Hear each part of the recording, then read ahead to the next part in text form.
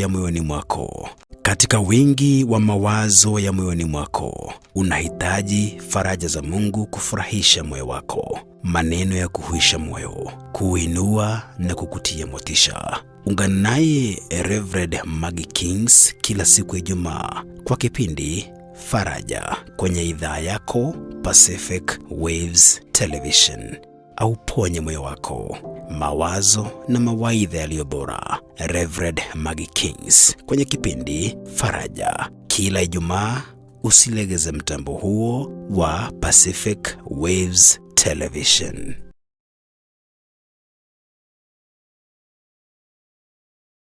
Amen. Hallelujah. Woo. Praise the Lord. Jioni njema na wasalimu nyote katika jina la Yesu. Ni siku njema na niwaambie karibuni Faraja. Tafadhali share, call your friends na uambie our favorite show is on. We've been away for some time but we are back. Welcome back my friends.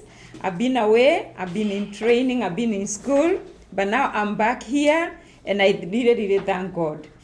Ni siku ingine njema ambao tumeleta kipindi chako ukipendacho hapa katika mtandao wa Pacific. Na tunafurahia Bwana kwa sababu ya yale yote Mungu wetu ametenda. Ametutendea mambo mazuri and we really thank God. Kwa hivyo karibu. Nataka saa hii kwa sababu ninawaona mumeanza kuingia. Bishop Terry, I see you. Kindly share. Amsha watu hata wale wamelala. Waambie ya kwamba show yetu imefika. Waambie show imefika. Leo nimekuja na ninashukuru Mungu sana kwa sababu ya wema wake. Amekuwa pamoja nami na ametenda mambo makubwa sana. Lakini kwa sababu ya ile wakati niko nayo mahali hapa, niko na mambo mingi sana nimekuletea, niko na mazuri. Usiondoke kwa mtandao, nataka ukae hapo na utaona yenye nimekuletea siku ya leo. Leo nimekuja na mgeni na nitakuja kukujulisha kwake hivi karibuni kwa sababu mgeni ni baraka. Si tunapenda wageni? God bless you so much. It is your favorite Faraja show. We have come to you in the name of the Lord. Lakini kwa yote kabla ya kila jambo si huwa tunaanza na maombi ili tualike uwepo wa Mungu mahali tuko. Tunashukuru Mungu kwa sababu ya Pacific Waves na kwa sababu ya nafasi hii. Wacha tukaweze kuomba. Mungu wetu na Baba yetu, twainua mioyo yetu, twainama mbele zako, tukiinua na kulibariki jina lako takatifu. Asanti kwa sababu ya jamii hii ya Faraja ambayo uliweza kutuleta pamoja ili Mungu ukaendelee kufariji mioyo yetu. Ili kupendeza ya kwamba Mungu ukaweze kuwa Mungu wetu na ukaweze kutuokoa na kutung'oa katika mambo ambayo ilikuwa imetufunga na ilikuwa imefanya mioyo yetu kuinama. Siku ya leo Bwana tunakushukuru hata kwa sababu ya kutupatia nafasi na pia kutupatia mgeni wa ajabu ambaye yako miongoni mwetu, na tutakapoendelea tunaomba baraka zako Bwana. Ni asanti, uinuliwe na utukuke, na ni katika jina la Yesu tumeomba na kila mmoja wetu sema amen. Amen. So kwa baraka za Mungu and with the joy of the Lord, nataka kumleta na kumjulisha kwetu mgeni wetu. Mgeni maarufu, mgeni tunayempenda, mgeni ambaye ametutembelea hapa USA, pande hizi za Pacific and mostly here in Seattle. Mtumishi wa Mungu ambaye amebarikiwa na ako na upako wa Bwana, na sitaki hata kumtaja, nataka yeye mwenyewe aje atuelezeza kwake. Bwana Yesu asifiwe sana. Na kwa hivyo kwa neema na with the joy of the Lord, wacha nimkaribishe. Hey my sister. Asante, how are you? Bwana Yesu asifiwe sana. Amen. Wonderful. Amen. Karibu USA. Asante karibu sana. Na karibika. Hapa ni Faraja. Yes. Na tuko Pacific Waves, but kipindi ni Faraja. Asante. Mahali huwa tunanena mambo ya Mungu ambayo inauisha mioyo yetu. Tunajua katika maisha tunayoishi kuna mambo magumu sana. Mambo ni mengi. Na wengine wetu tumepita katika jangwa na milima. Yes. Na tumeona mkono wa Bwana. Nao maandiko yanatuambia aje? Zile faraja ambazo mmepokea kutoka kwa Mungu, hebu mkafariji wengine nazo. Na ndio maana siku ya leo tuko mahali hapa. Na ninafurahi sana kwa kukubali mwaliko na hata kuja mahali hapa. Asante sana. Sasa jambo moja hata kabla ujitaje, jana ulipokuwa unatuhubiria, nilikuja kugundua kitu moja. Wewe ni msanifu wa Kiswahili. I don't even know whether that's the right Neema ya tosha. Karibu mahali hapa. Usikie ukiwa huru. Asante. Ukitaka kuongea hapa, mtazamaji na msikilizaji wanaelewa lugha hizi zote.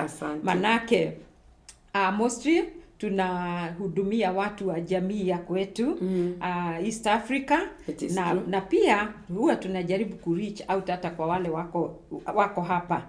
So huwa tunachanganya, saa zingine tunachanganya lugha zote. Manake saa zingine Kiswahili kinaendaga, saa zingine kinakwama mahali.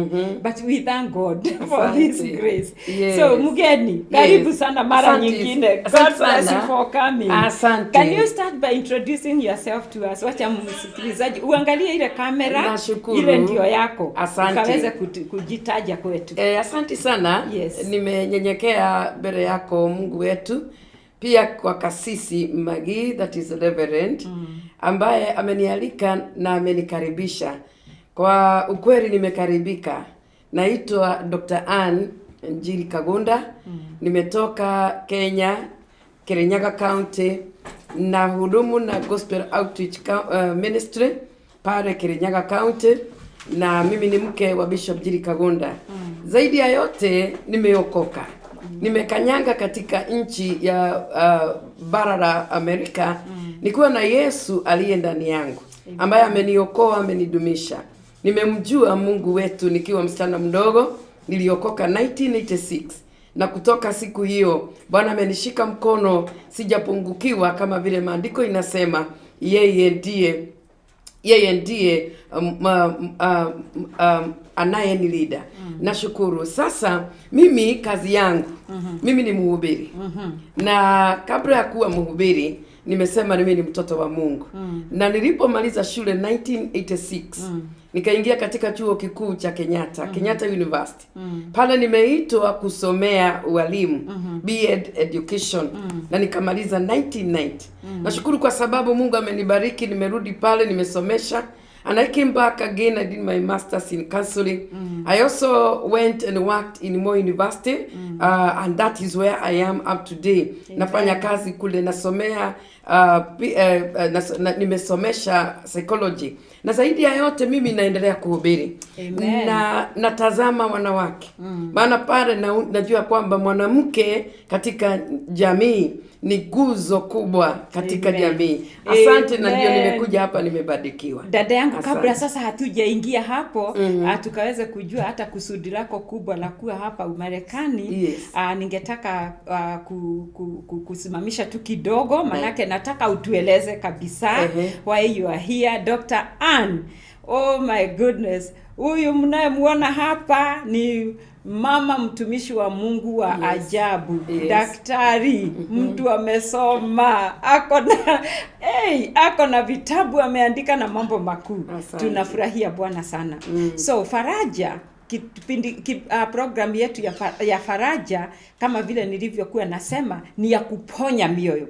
Ni ya kuponya mioyo. Mtu yoyote mwenye amepitia katika mambo katika maisha yake, ni lazima akaweze kukutana na nguvu za Mungu, na nguvu za Mungu zikaweze kukuguza, zikakuponya na zikakubadilisha, ili utakapokuwa hata unaongea mambo ya uchungu uliopitia, hauongei kwa machungu, unaongea kupitia kwamba Mungu ameguza maisha yako, amekupatia uponyaji, na sasa unafurahia katika lile jambo Bwana amefanya. Jambo lingine, unaweza kuwa uko pale na saa hii tunavyoongea hivi ndivyo unapitia mambo magumu.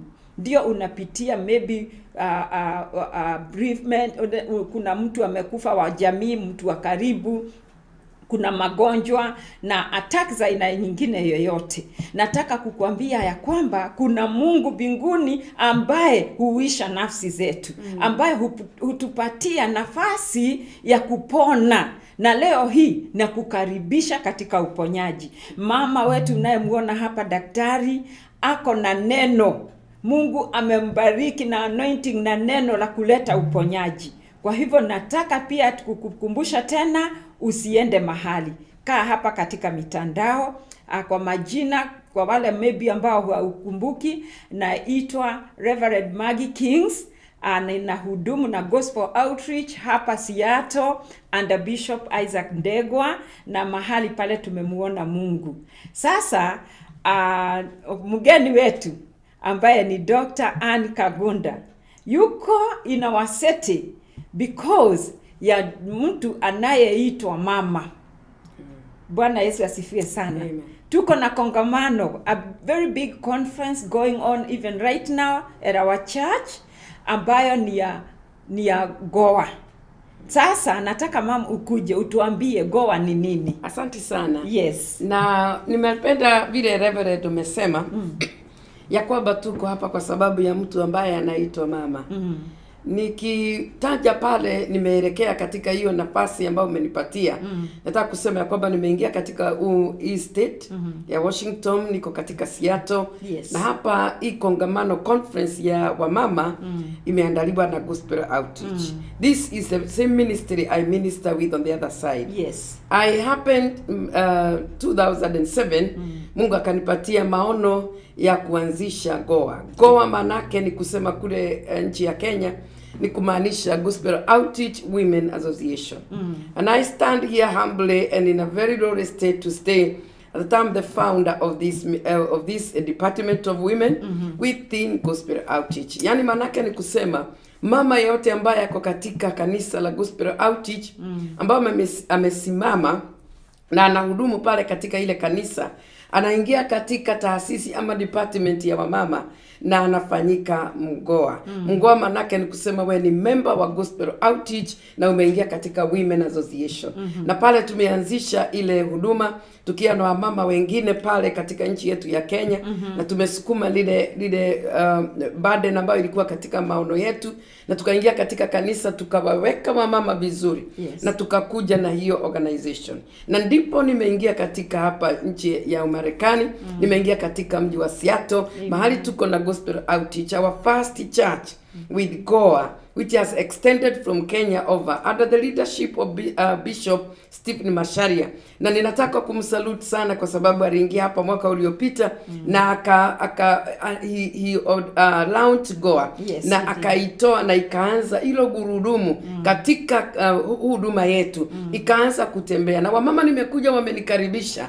Nimefurahi kwa sababu wamama wangoa katika kanisa under Bishop Ndegwa imeendelea vizuri. Tumeona mkono wa Bwana na salimu, na ninasema ya kwamba huyu mtumishi wetu hapa Seattle mtumishi ambaye Bwana amemuinua, anakubali huduma ya wamama. Anapenda huduma ya wamama. Na amenikaribisha sana na nimekaribika. Asante mtumishi wa Bwana, nimeona utukufu wa Bwana. Kwa hivyo that's why I'm here tomorrow.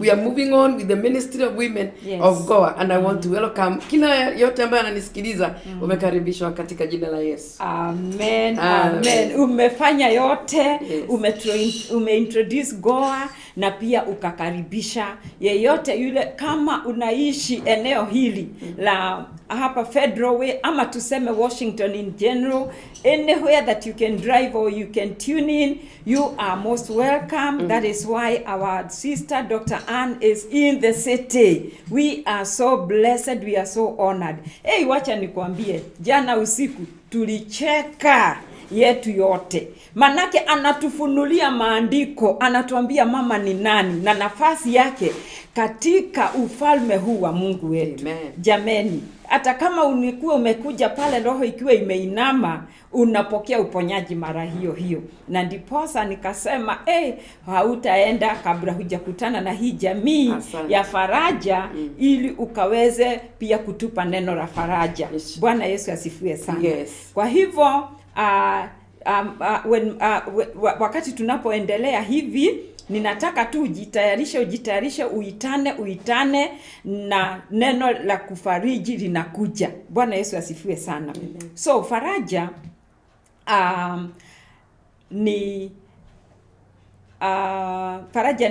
ni huduma ambayo ni ya kufariji watu ambao wamepita katika mambo magumu. Nilikuwa nimetaja hapo mbele. Na kila mmoja wetu ambaye anapumua hivi ninavyopumua, kuna majira ambayo hufika katika maisha ya mtu, unajikuta saa zingine moyo umeinama kupitia ile mambo imekusonga. Sio kifo tu peke yake, ingawa wengi ambao tumeguzwa nayo tukafikiria hiyo ndio ile kitu ambayo ni mbaya sana kufanyika katika maisha ya mwanadamu.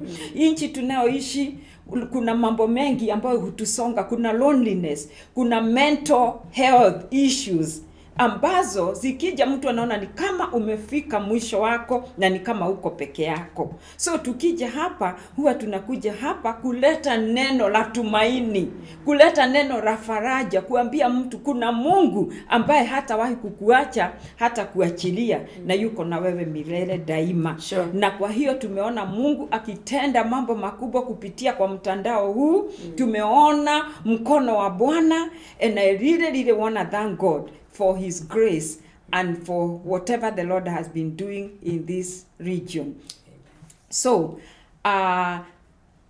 kwa baraka hiyo na kwa sababu ya huyu mgeni wetu, nataka niwaambie sasa ni muintroduce kwa maneno yangu ya kwamba Daktari Ann Kagonda ni mama, ni bibi ya mchungaji ama askofu, na pia ni mwalimu wa neno. Mwalimu. Na Mungu amembariki na kiwango ya kwamba anafundisha kabisa ni kama pale shuleni, chuoni. Yesterday nilikuwa na communicate with some friends of mine and I was telling them she is an educated educator. You know, educated to educate. Just like the Lord have comforted us to comfort. You see, because you can only give that which the Lord have given unto you. Yeah. If you have been given comfort by the Lord, go and spread. Amen. If the joy of the Lord is that which fills your heart, you are supposed to go and spread the joy of the Lord. Amen. Share. Sure. Amen. So, with the few minutes that we have, I want to give my guest a few minutes anene neno la Mungu, neno ambalo litaleta faraja katika moyo wa mtu mahali hapa. Are you there? Na labda unasikia moyo wako umeinama, umedhoofika kwa sababu umesongwa huku na kule. You are fighting sicknesses, you are fighting mental issues, you are fighting rebellion from your children, or mashida katika nyumbani. You know, like in our families, sometimes there are fights in the families. Mabibi na mabwana hawaelewani. Sure. Unajua kuna mambo mengi ambayo inatusonga, inatupeleka mahali ambao mioyo yetu inafika kuinama. So hawa wote, regardless of what you might be going through right now, neno la Mungu la faraja raja kwako, courtesy of our guest Dr. Ann Kagonda. Asante sana. With the joy of the Lord. Asante sana Reverend Maggie. Naendelea kusikia Bwana ananena nasi. Na kuna mtazamaji ambaye ama msikilizaji ambaye anatuangalia. Ako pale na nafsi yake imedhoofika na imefilisika. Mtazamaji, nakwambia kwamba kuna tumaini. Ya kwamba hii maisha ambayo tunaishi tunajua vizuri, sio maisha ambayo ni mteremko, ama si maisha ambayo ni sababa, yani it's not parallel. It's not a plane where unatembea katika nchi ambaye ni tabalare. Lakini maisha ambayo tunaishi katika hii dunia, mpendwa, ni maisha yaliyo na milima, yaliyo na mabonde ya maisha. Na wakati mwingi nchi ambaye ni tabalale, the plain, mahali ambapo unatembea ukisikia haujashukashukwa amba hauna mambo ambao ni yatakuweka katika nafasi ambayo ni nzito, yanakuwa ni mafupi. Lakini katika kipindi hiki nasema ya kwamba karibu kusikia neno litakalo kuinua, maana naenda kushare with you and you shall be blessed. Amen. So we are coming back shortly after a short break, na ndiposa sasa tutasomewa neno ambalo ni la kutoka kwa mdomo wa Mungu. Hallelujah, kupitia kwa mtumishi wake. Amen. Katika wingi wa mawazo ya moyoni mwako unahitaji faraja za Mungu kufurahisha moyo wako, maneno ya kuhuisha moyo. Katika wingi wa mawazo ya moyoni mwako unahitaji faraja za Mungu kufurahisha moyo wako, maneno ya kuhuisha moyo, kuinua na kukutia motisha. Ungana naye Reverend Maggie Kings kila siku ya Ijumaa kwa kipindi Faraja kwenye idhaa yako Pacific Waves Television. Au ponye moyo wako, mawazo na mawaidha yaliyo bora. Reverend Maggie Kings kwenye kipindi Faraja kila Ijumaa, usilegeze. Katika wingi wa mawazo ya moyoni mwako unahitaji faraja za Mungu kufurahisha moyo wako, maneno ya kuhuisha moyo, kuinua na kukutia motisha. Ungana naye Reverend Maggie Kings kila siku ya Ijumaa kwa kipindi Faraja kwenye idhaa yako Pacific Waves Television.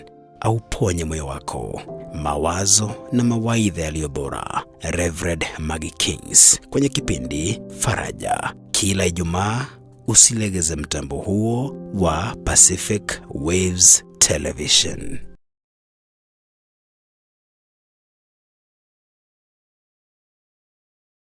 International. Yes, we are coming direct to you from this end, and may the Lord bless you so much. So endelea dada yetu. Asante sana. Daktari, we really honor the anointing of God upon your life. Thank you. Let's go to the word of God. We are going to the word of God. Tunaenda katika neno la Bwana na tutasoma katika Zaburi 42 na mstari wa 11. Ningetaka kukuambia kwamba sehemu ambayo naenda kusoma katika sehemu hii imerudiwa mara 2 na pia iko pale 11. Maandiko inasema, nafsi yangu kwa nini kuinama ndani yangu na kufadhaika ndani yangu? Mtumainie Bwana, kwa maana utakuja kumsifu, aliye afya ya uso wangu na Mungu wangu. That word is repeated in Psalm 43 again and verse 5. Daudi anajiuliza, ananenea moyo wake. Wakati tunapitia mambo mangumu mpendwa, na tunapitia mambo ambayo yanatufurusha katika nafsi zetu, na katika hisia zetu, emotions zinazaparatika vibaya sana. Unasikia ni kama you are torn apart.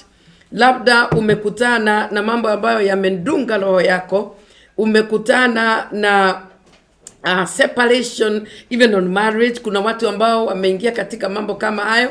Mlianza boma yenu, mambo yakaingia na hujaelewa mpaka sasa nini ambacho kilitendeka.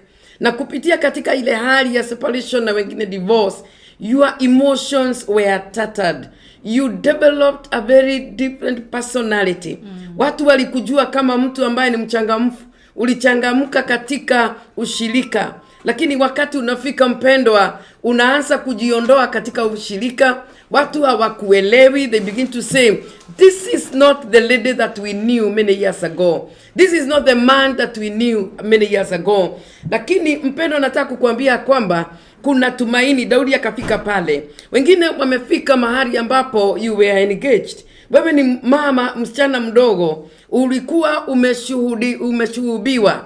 Mtu akakuja akakwambia, nakupenda, ningetaka tuishi pamoja. Lakini kadiri ulivyoendelea na ule uhusiano, ndivyo kadiri huyu mpendwa alivyokuondokea.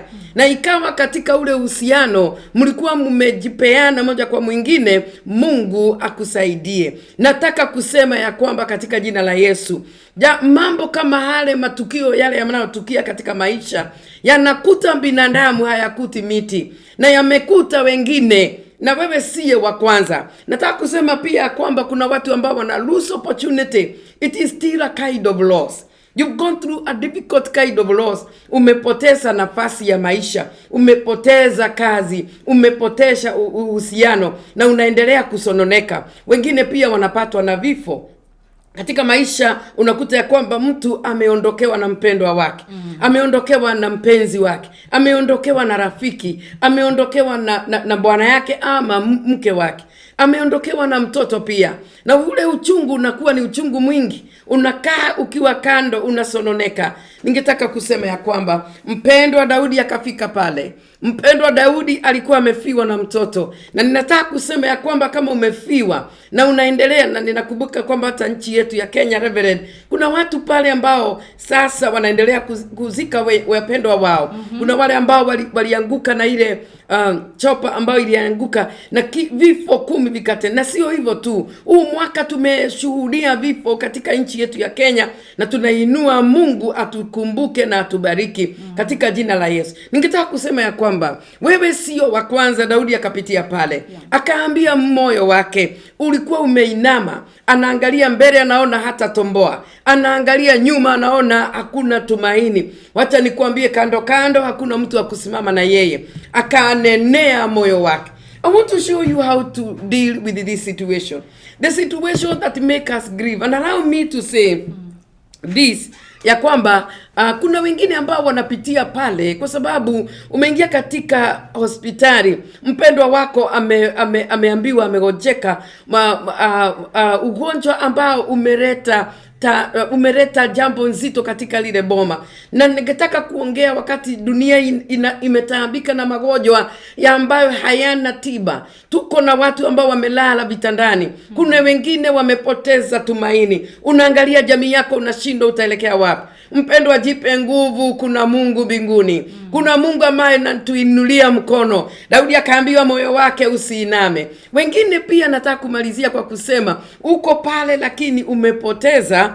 Ulienda ukapasuliwa, ukafanya operation. Unapotoka pale, mama mwingine aliniambia, nilipoingia katika operation room nilikuwa na shinda ya mji wa uzazi, that is uterus. Nikatolewa ile na nilikuwa nimesumbuka. Wengine wametolewa matiti yao, wamesumbuka. Na unatembeanga katika nchi, unatembea katika barabara, uko na kila kitu, uko na gari, uko na kila kitu. Lakini kuna sehemu za mwili ambazo zilienda. Na unajisikianga, mimi sio kama mwanamke, maana sina matiti yangu ama sina titi moja. Sina mji wa uzazi wa watoto. Hata kama utaki kuzaa unasikia kuna kitu kiliondoka. And you are mourning the loss of your bodily part. Sikia neno la Bwana. Zuilia roho yako isiiname. Izuilie isitelemke katika bonde la mauti. Amen. Usione mauti, usione giza. Kuna Mungu pale mbele katika jina la Yesu. Ninafurahi kumwambia kwamba nimepitia hapa. Daudi akanenea moyo wake. So one, learn to address your soul. Jifundishe kunenea moyo. Akaambia moyo wake, kwa nini umeinama? Kwa nini umefadhaika? Neno la Bwana nasema katika Yohana 14 mstari wa 1, msifadhaike moyo. Na nenea dunia, na nenea ulimwengu, na nenea wote ambao wanafilisika wamelia. Yani pilo yako katika kitanda chako yaweza kutoa ushuhuda ya machozi uliotiririka.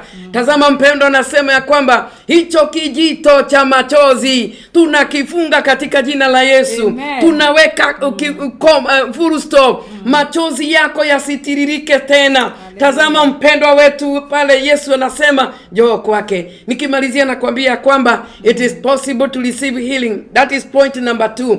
Receive healing in your most broken places.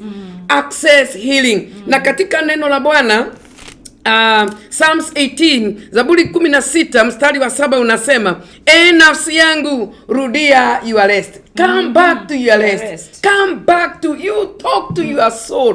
Go back to your rest. Na nauliza ya kwamba wapi pengine tutapata pumziko? Wapi pengine tutafarijiwa mpendwa isipokuwa pale msalabani? Mariamu akalia, mamake Yesu alipoangalia mtoto wake anaelekea kaburini, anaelekea msalabani, na akajua hatamuona tena. Lakini alipolia Yesu akamtia moyo. So maandiko inasema rudia. rudia pumziko lako nafsi yangu, kwa kuwa Bwana amekutendea mema. Hosea chapter 6 says, Jeremiah 33 and verse 6 says, I will heal them. I will heal. Now I want to say this. Wakati nilipopita katika hii eneo, na katika mwaka wa 12 2012, March 24, mtoto wangu wa kwanza ambaye alikuwa na msichana ambaye alikuwa anaitwa Rachel, na apumzike pahali pema, akiwa na miaka 20, second year in the university.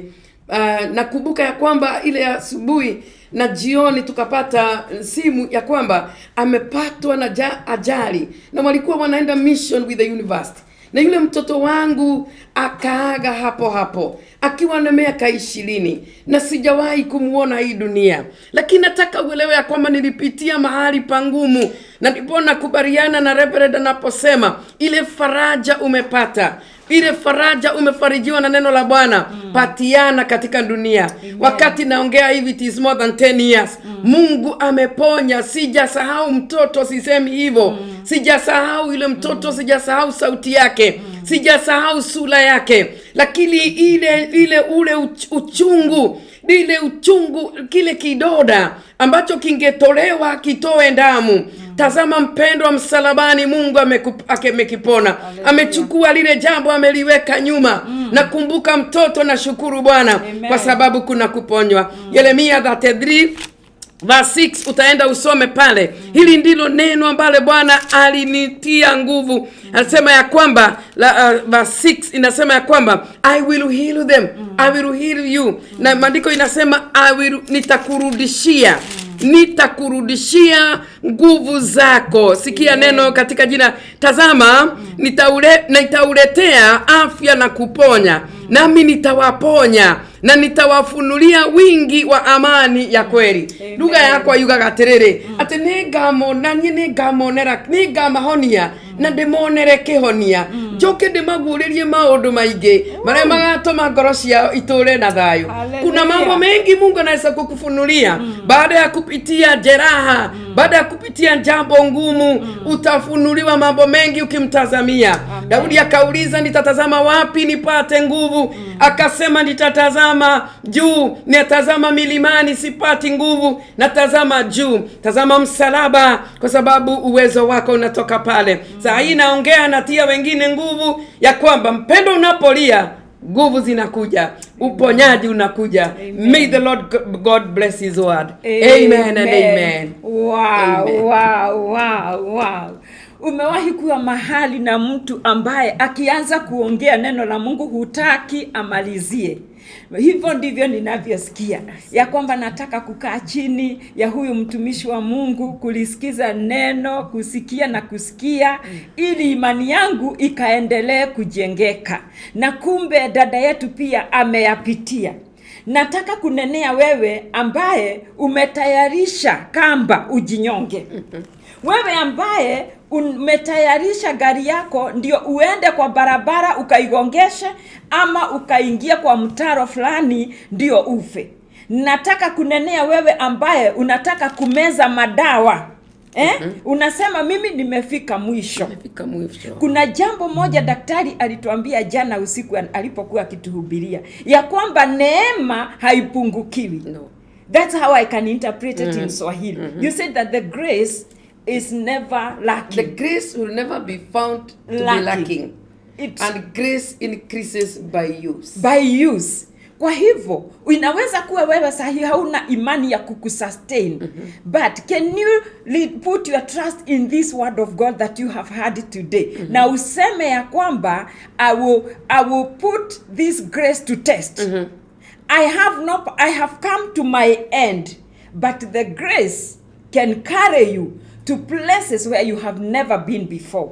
In Jesus' mighty name. In Jesus' mighty name. Na ninataka saa hii uamini pamoja nasi. Yes. Mtumishi wa Mungu anapoomba, uamini ya kwamba lile jambo ulikuwa unasikia saa hii ya kwamba hauwezi, umefika mwisho, you just want to surrender. You want to surrender your children to the devil. You want to surrender your marriage. You want to give up. You want to go to file a divorce. whatever it is, surrender it now unto the Lord. As we are praying right now, we are going to pray and ask for this grace which never lacks, or which is never lacking in any way, that it will carry you and utapata faraja katika moyo wako. In Jesus mighty name. Amen. Let's pray, my sister. Amen. Pray for the person ambaye moyo wake sahi umeinama. Amen. Baba, katika jina la Yesu Kristo, tutatazamia kiti chako cha enzi kinachotiririka neema isiyopunguka. Ndio Baba. Asante Bwana kwa sababu watujua wewe ndiye uliyetuumba na umetuweka katika hii dunia ukijua shida zake. Baba, nakabidhi huyo mama, nakabidhi huyo dada, nakabidhi huyo mzee, nakabidhi kijana ambaye amepungukiwa saa hii na neema, amepungukiwa na furaha, amepitia mambo mazito, anasema niko katika bonde la mauti. He's saying that I'm passing through the valley of death. Naomba kwamba hiyo moyo mahali iko kokote duniani Baba, tunainua katika jina la Yesu Kristo, ukaweza kumtazama na ukaweza kunyosha mkono wako umtazame na umguse Baba, kile kidoda cha mawazo, kile kidoda cha moyo Baba, kiguze na Roho Mtakatifu. Create a way for this person. I am praying for every one of them.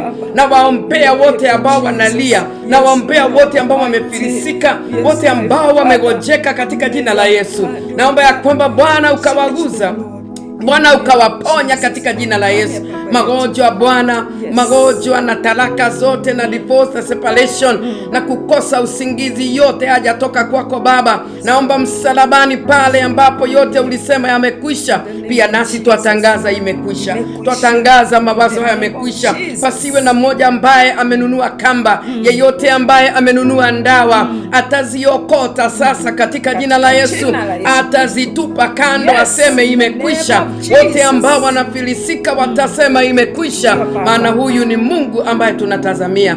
Baba, tazama watu wako, tukumbuke Baba, neema yako itutoshe. Wacha neema yako Bwana itubebe, katika jina la Yesu Kristo tumeomba na kuamini. Amen and amen. Hallelujah. Amen. Kwa hivyo tembea katika upya ambayo Bwana ameleta katika maisha yako na katika uponyaji.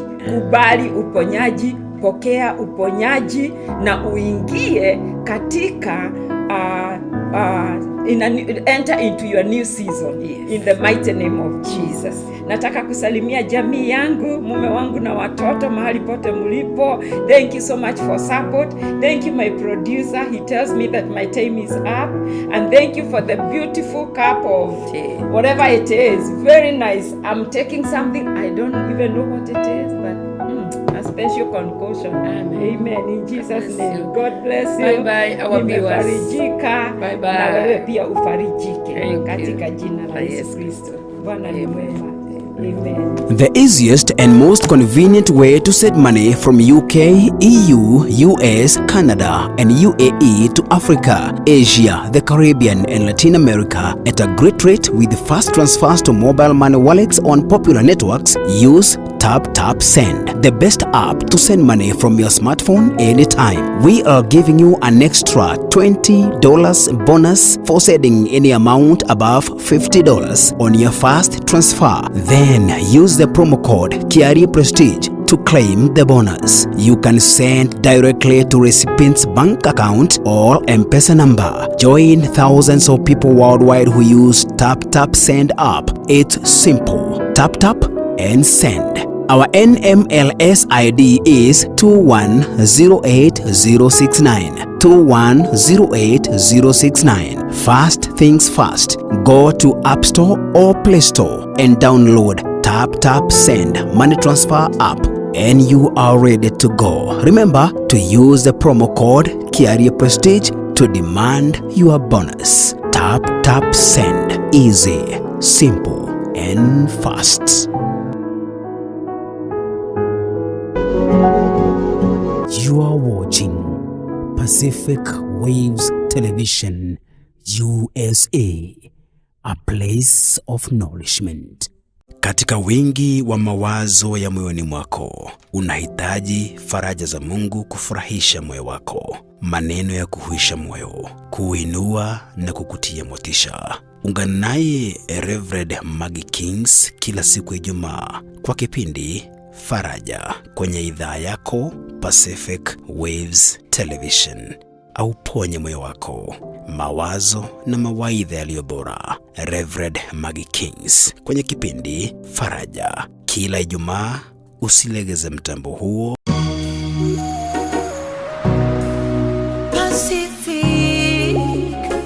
Pacific Waves TV. Nenyuge na neta Shiaraya Pacific Mshewa ikeno Pacific Waves Radio. Ayage makaro merera Pacific Waves TV. Woko ne Pacific Waves TV.